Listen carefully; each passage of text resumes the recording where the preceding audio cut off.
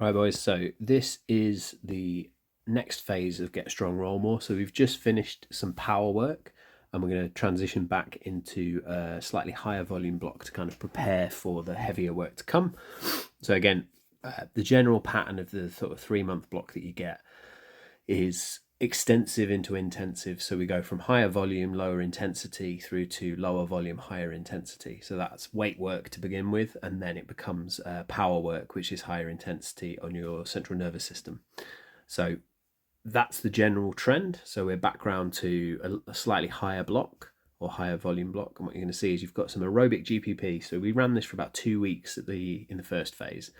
This time we're going to run it for a little bit longer than that. We're going to run it 4 weeks. One, because there's a lot of benefit that you can get from it now you've got practice with it. Two, the benefits that you're going to get from the nasal breathing that you're doing here are going to transfer to the mats very nicely. And three, we will get a lot better at a lot of the lifts if you're just doing a 10-minute block where you kind of get to zone out and just focus on what you're doing. So essentially, you've got 2 aerobic GPP days, one on the 5th, one on the 9th, move them around to whatever days that you need. The second day does have some normal trap bar deadlift in there. So you're going to work up to a heavy single. And then you've got RDLs together with neutral grip pull-ups. Snatch grip RDLs with neutral grip pull-ups. And then kettlebell Z press. I would do both arms at the same time rather than doing single arm. So if you can get hold of 2 that you know that you can use, do that. It's going to be easier than trying to do one side, then the other, then one side, then the other. And then squat curls in there. Watch the video on a squat curl because it's different to what people expect it to be. And then the first day of the week is front squat paired with a push-up. You've got some conditioning in there. It's not actually conditioning, it's just what it has to classify it as. It's basically a mobility circuit. You can breathe normally on the mobility circuit. For the paired exercises, you're basically doing a 10-minute block or a 5-minute block, and you're just alternating back and forth between the 2 exercises. There is a guide for how difficult that should feel. If you feel like you need to breathe out of your mouth, you're doing too much, and you just want to breathe through your nose. So back off and back off and just let yourself breathe and recover, and then push again once your heart rate comes back down and you don't feel the urge to breathe through your mouth. On the mobility circuits, just breathe however you want, doesn't matter. But essentially, you should be feeling really good after these sessions. They should be challenging in a very different way to the way the previous blocks have. They should assist with recovery. You've also got a deep isometric lunge. Have a watch of that video. It's worth doing. It's worth investing in the time. It does wonders for your hips and can leave them feeling a hell of a lot better than when you start this block. They're also good for your tendons. You do not want tendon injuries. They suck and do not recover to the quality that they were before the injury. So it's worth the investment. It doesn't take that long. It sucks while you're doing it, but it's not going to hurt afterwards. It's actually going to feel quite good afterwards. And then we've got the usual optional conditioning, and we've only got 1 optional conditioning a week because you're already doing aerobic GPP, and you've got the usual unfuck your whatever.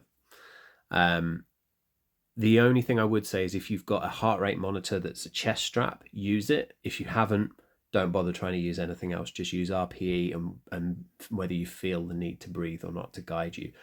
Basically, it should feel a little bit easier than you expect it to. This is not a period of time where we're going to be trashing ourselves or like trying to get out of breath. This is just trying to maintain a nice steady pace and not let our heart rate fly up. And that runs for 2 weeks. And then we've got lactate GPP. Now, this is a very different story. Lactate GPP is do not stop moving for the 5-minute block. So don't start too fast. Try and maintain the same pace the whole way through. You will get a pretty gnarly pump at the end of these. So, for example, you've got bench press paired with gorilla rows, and you're just going to do 10 reps of bench press, 10 reps of gorilla rows, 10 reps of bench press, 10 reps of gorilla rows. I've picked these so that you can basically monopolize some equipment and take up 1 bit of space for a 5-minute block. So if someone gets pissed off with you, you can say, look, I'm just going to be here for 5 minutes and then I'm gone. with the step ups, you do 10 reps on one leg, 10 reps on the other leg. Watch the video on these. Again, people get these wrong.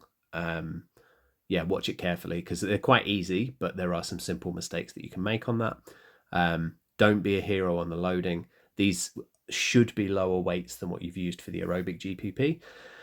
And we've still got the isometric lunges, and then there's some arm work at the end. And then same thing again for this. The only difference for the second day is that you have got some what I call, or what is called in the literature, ultralactate. It's just a silly phrase for you're basically going to try and get as many reps as you can for 30 seconds on the Zercher squat, and then you're immediately going to sit in the bottom of a squat holding onto the rack. And it will be uncomfortable, but then you've got a minute to relax before you do the next rep. So the idea for this phase is, unlike the last one where it's about training our heart rate to be able to recover and breathing through our nose, this one is about building lactate in the muscles, which is not what causes the pain. That's actually potassium ions, we think. But basically getting your body used to having lots of lactate in the muscles so that they can still work even when there's a lot of metabolites and waste products in the muscles that would normally mean that you're too fatigued to do anything. So again, it's a nice preparatory phase for the stuff to come, but it's also an opportunity to get used to that horrible burn that we often get on the mats and coping with that, basically. As always, if you've got any questions, message me. If you need to make any changes to competition, you can message me and we'll just adjust around that.